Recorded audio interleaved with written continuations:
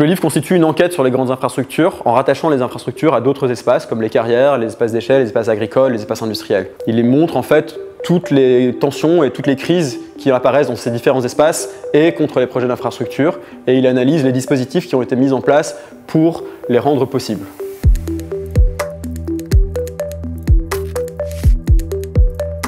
Depuis 60 ans, on subit les mêmes envolées des pouvoirs publics à la gloire de la voiture automobile. Encore récemment, un ministre écrivain et un président de la République affirmaient leur attachement à la bagnole, synonyme selon eux de liberté et de culture française. Ils ne font que reprendre les niaiseries déjà prononcées dans les années 60 par Georges Pompidou, qui assimilait la voiture à la démocratie.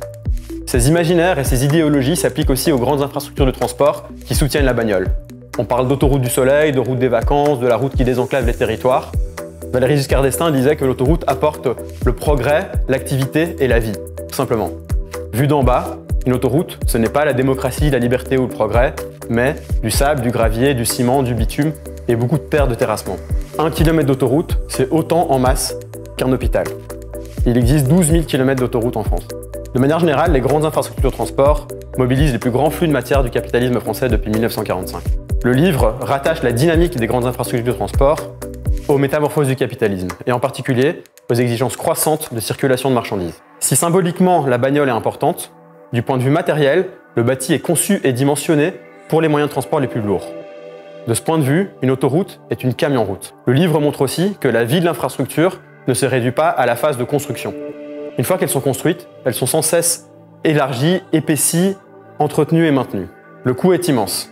Pour le dire schématiquement, on ouvre des carrières pour entretenir des routes abîmées par les camions, plus que pour confectionner du béton pour les logements. Certaines communes dépensent autant pour l'entretien des routes que pour l'enseignement primaire. Le livre montre que pour immuniser la nécessité de l'entretien de ce bâti, l'État le représente comme un capital.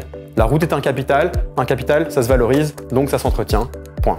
Le livre ne parle pas que d'autoroutes et de camions, heureusement, ni de la matérialité de quelques choix politiques comme l'automobilité ou le libre-échange. L'enquête éclaire, de manière générale, la dynamique de la production de l'espace, telle que l'a conçue Henri Lefebvre, à l'échelle macroscopique. Je montre les immenses investissements matériels et idéologiques qui ont été nécessaires pour prendre en charge ces espaces, afin de surmonter les crises et les tensions qui apparaissent inéluctablement. Dans l'ensemble, le livre est un plaidoyer pour politiser les questions environnementales en les insérant dans la question de la production de l'espace.